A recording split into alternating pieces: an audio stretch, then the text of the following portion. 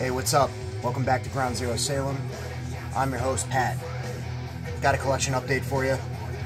Before we get into that, I'm spinning the full length from Take Offense. This came out in 2013 or 14. United States of Mind came out on Reaper Records out of Syracuse, New York. This is probably not for everybody that watches my channel, but it's a tasty mix of tough, metallic, late 80s, early 90s, street-level hardcore a la Madball and One Voice era AF kind of stuff mixed with a good amount of West Coast thrash, specifically from Venice, strong suicidal tendencies, Excel, maybe not so much Beowulf, but like that kind of shit. Riffs all over the place. Have you jumping off all your furniture, making the gas face. So I wanted to talk a little bit about some stuff I picked up lately. The well's drying out a little bit. I'm trying not to spend so much money. So this is maybe the past month or so stuff I picked up. Holidays are coming up.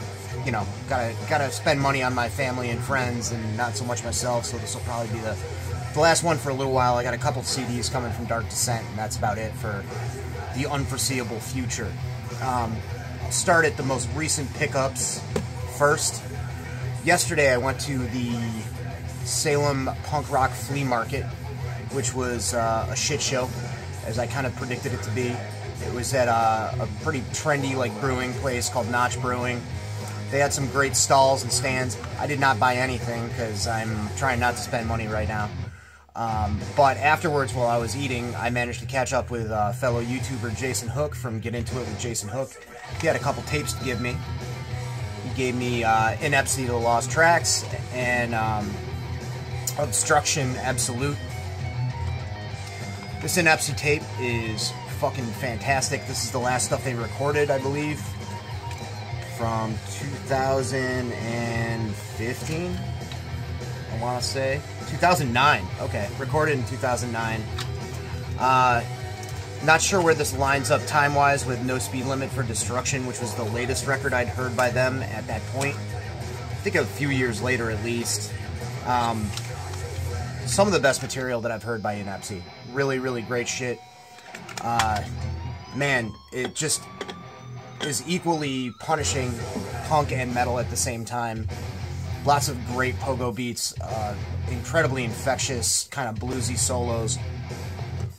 Them kind of showing off all their new wave of British heavy metal as well as UK 82 influences. Obviously the strong Motorhead influence that they've always had. Great Quebecois punk stuff. Really, really fucking good. This Obstruction tape is awesome. This is a band from Texas.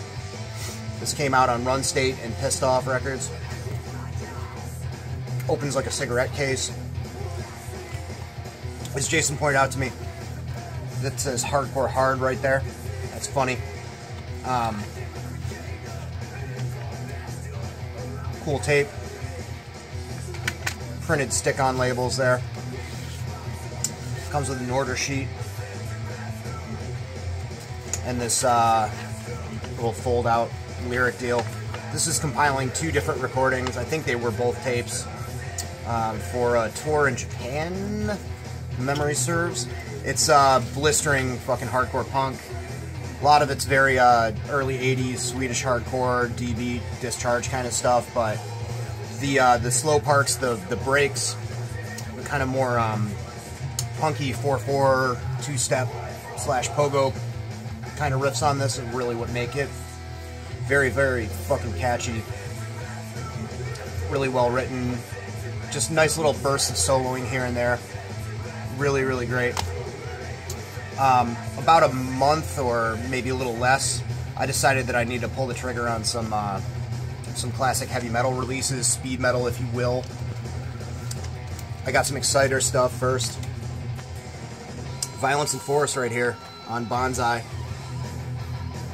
Second Exciter LP. Awesome reverb drenched. Fucking heavy metal, speed metal. Pounding Metal, the third song, is a good example of how they worship at the altar of Anvil, the big, robust, loud chorus. Lots of great, sort of loose and fast, fast and loose, double bass. Awesome vocals. Very serious fucking metal vocals on this. And then I mentioned a few updates back that I pulled the trigger on Long Live the Loud because I had the tape and I liked it so much that it kind of immediately became my favorite Exciter record. So I bought the vinyl. This is also on Bonsai.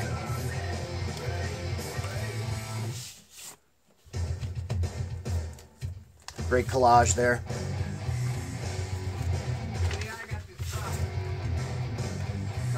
Bonsai center label. And this is Exciter just getting really tight. I mean, when I saw the cover art and when I kind of, you know, certain things I heard about it made me believe it sounded like Gamma Ray or some shit like that, and it's not. It's just them kind of catching up with their influences. You know, great three-piece Canadian fucking speed metal band. Dan Beehler's vocals gain a lot more range on this. There's a lot more variation in tempo. You know, they always had slow and fast kind of stuff going on, but this in particular, especially Wake Up Screaming, the last song, you know, they proved that they can kind of pound it out, get a little bit more epic, a little bit maybe more Dio-era Sabbath on certain songs. Really, really awesome stuff. Then I got some Raven LPs, which I've been overdue for some time. I got Rock Until You Drop, the first one on Neat there. And just the energy on this record, as well as the one coming after it, which I'll show in a moment, is pretty much at 11. You know, it's through the fucking roof. It's great to hear, just listen to recordings like this and then kind of measure it up to all these newer wave of heavy metal bands, and just some of those bands are good, but it just doesn't, they don't quite hold a candle to the energy, the rawness of Raven on this recording. I think a lot of it is that you can, at least if you follow any kind of music, you can kind of see Raven's influences. There's some, you know, Bon Scott era AC/DC, a lot of blues-based stuff, cranked way high, a lot of the old glam, not glam metal, you know, Sunset Strip shit, but like Slade and Sweet, who they cover 2 songs by on here, Hellraiser and Action. Lambs to the Slaughter is on this, which Creator covered, and for years I was like, who the fuck is that by? But awesome stuff. I mean, it's just got that strong rhythm and blues kind of thing going on in the riffing. There's the ghost of Chuck Berry is haunting this all over, but it's still got that Diano era Maiden, early heavy metal, powerful kind of thing ringing through it, and I fucking love it. Fucking awesome record. I got Wiped Out by Raven as well, the second album. And take a gander right there. That really sums up the vibe of this. Just going nuts, having a lot of fun. Bring the Hammer Down. The fucking chorus on that just makes me want to just throw valuable objects from my home across the room and destroy them. It's just got this almost kind of cabaret, campy kind of execution in the gang vocals. Bring the hammer down. And I don't know, something about it's fucking great. All this stuff is so good, and I slept on it for so long. For the longest time, I was the biggest fan of all those big 4 bands and early thrash bands' first records. Metallica, Kill 'Em All, Killing Is My Business by Megadeth, Fistful of Metal by Anthrax, and it only makes sense that I kind of fallen in love with the Raven and Exciter stuff a little later in life, because that was the pulse-pounding heavy metal that was just 1 degree away from what those bands did on their first records. I just fucking am completely in love with this. And a little ashamed to say that I'm kind of a newcomer to this stuff, to be honest. But what are you gonna do? Better late than never, right? It's on Neat. Other ones I need to. Same kind of center labels with the thumbs up. Great, great stuff. About a week, 10 days ago, hit up the local Newbury Comics again in the height of Halloween awfulness, where we tried to go eat anywhere near Salem. Everywhere had a 2-hour wait limit to get into any of the restaurants, so we ended up just going to the mall in Peabody, Mass, which is a safe distance away. The mall, conveniently enough, also has a Newbury Comics, which I shop at once in a blue moon. And I just picked up a couple of things. Had a bunch of stuff that I was going to buy, and then I was like, nah, I don't want to spend too much money. I bought Soulside Journey by Darkthrone, for one. And I've had a burned CD of this forever. Nice Baphomet there. But have never really sat down and appreciated it and absorbed it fully until I had this spinning in the car a lot in the past couple of weeks. It's Darkthrone is a death metal band, if you're not aware, which, you know, you probably are. It's an excellent death metal record, an excellent Scandinavian death metal record. In a lot of ways, it kind of feels like they're trying to outdo their Swedish counterparts. There's a lot more change-ups in the songwriting. There's a lot more complexity, a lot more technicality. It's amazing to hear how blatantly technical they were before they made the decision to become a black metal band. A lot of that horror soundtracky, you know, vaguely influenced by Goblin type of shit that they had going on, just in touches here and there. But fantastic record. I almost kind of feel like they're taking the piss a little bit with some of the song titles, but I could be mistaken. But at any rate, it's a fantastic death metal record. It kind of makes me wonder what would happen if they did one or two more records like this. I know that, you know, a few of their records after this were considered transitionary and having a death metal influence, but I never really heard that so much. I have all of the records after this that also have the multimedia, semi-autobiography, biography kind of bonus shit on them. This is like CD-ROM. It says on here, system requirements, PC, Windows 95 or later. So, as long as you got Windows 95, I think you're all set. But yeah, the interview stuff on all of these discs, the first four, are excellent. It's cool. I think they're probably all available on YouTube by now. But lots of good background into the band. I also picked up this Triumvir Foul. This is the first one, the self-titled one. This might have just come out on CD domestically. It was in the new releases section. This came out in 2015, though. I go back and forth with death metal bands like this a lot that have a lot of the sort of spiraling downward into the pits of hell, non-cohesive song structures, you know, sort of meandering approach to songwriting, a lot more focus on atmosphere as opposed to hooks, and I'm kind of on the fence about it. Really, I'd rather listen to, if I'm going to listen to death metal, I'd rather dig into some kind of Impetigo or Autopsy kind of stuff, but I really have to hand it to these guys. This is really engaging. You know, I've had a lot of trouble putting this one down. I've let it kind of play out in my car over and over again for days at a time. And I think a lot of that is just because of the strength of the riffs. The production is also really perfect for the sound that they're trying to achieve. It's got that great, gritty, kind of Scandinavian, by way of Repulsion, intense sort of guitar tone. Very live-sounding drums, you know, nothing triggered or anything like that, of course. Very, you know, ritualistic. And anything ritualistic with me, it means it's kind of spiritual, and I'm not a spiritual person. So I'm kind of about it.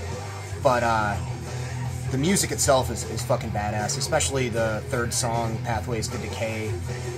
The slower riff on this that builds and builds and builds and just fucking lays you out after it really gets going is worth the price of admission alone. Leo from Too Much Metal is Barely Enough. Spent a little time talking about these guys from Texas, Dead Horse.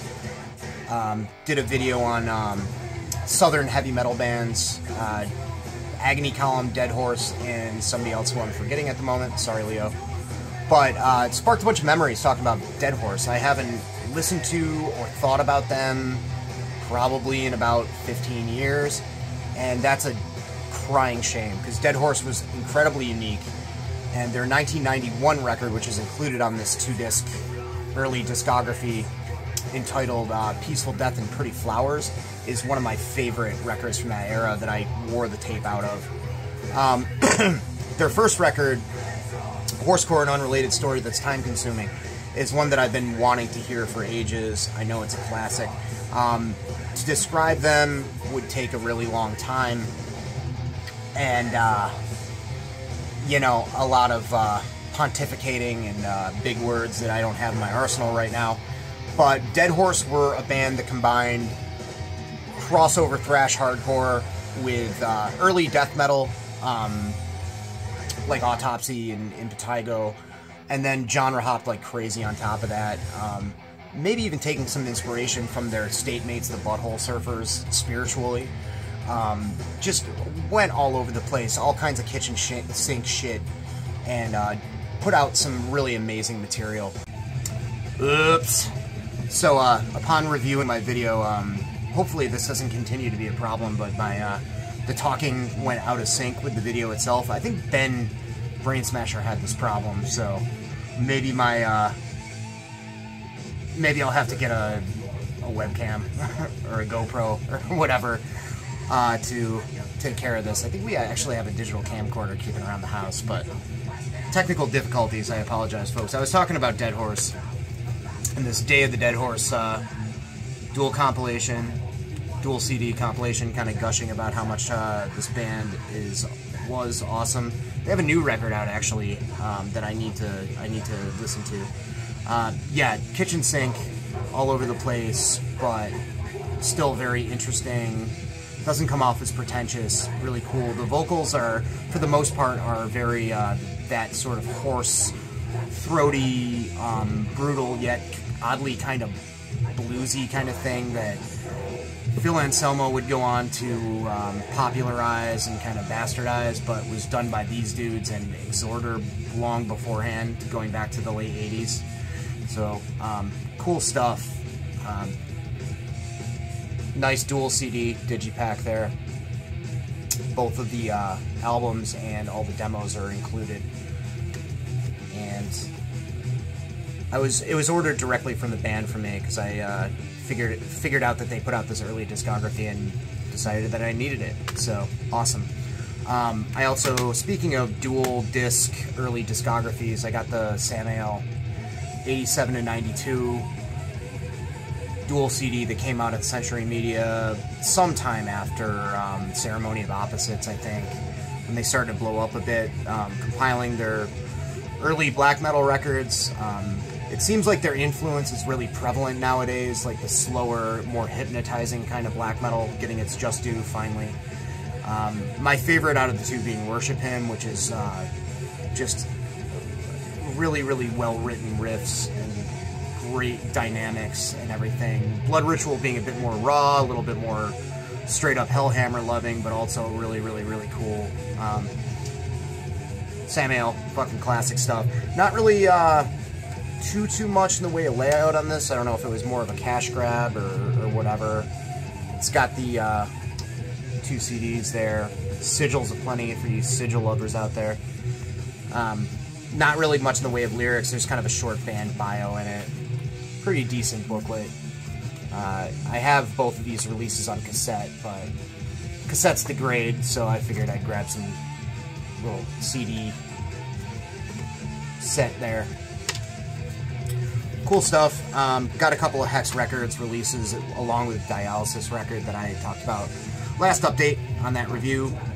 Figured, you know, Ryan was moving, he was having a sale, so I'd buy a couple of Hex Records CDs. This is The Helm, self-titled. Cool stuff. Good band that was around for 5, 6, 7 years, that were from Seattle. Their singer was from Syracuse, though. Another dude that I've known for ages. Definitely that heavier hardcore kind of in the realm of stuff like Cursed and Tragedy. You know, very full, heavy sounding stuff with sort of dischargy rhythms, but I wouldn't say breakdowns, but slower parts that were a little bit more sludgy, a little bit more kind of epic sounding. Cool. Engineer. This is Reproach, their full length that came out in 2005. This band was a band that I saw live all the time before I moved out here. Incredibly crushing unit comprised of 3 brothers that went on to, I know that they opened their own music store where they build their own amps, which is pretty apt because this is one of those kind of crushing, sludgy, sort of hardcore, sort of metal bands that sound like they have huge fucking amps. Cool little licks and flourishes with the riffs. You know, if you're into, they're not stoner rock or anything like that, but if you're into the heavier side of things, you probably appreciate this. Schnell, check out Engineer. Yeah, that's about it for right now. A little awkward with having the splice, but you do what you gotta do. The splice is life. Good night. I'll see you guys later in the week. Ground Zero out.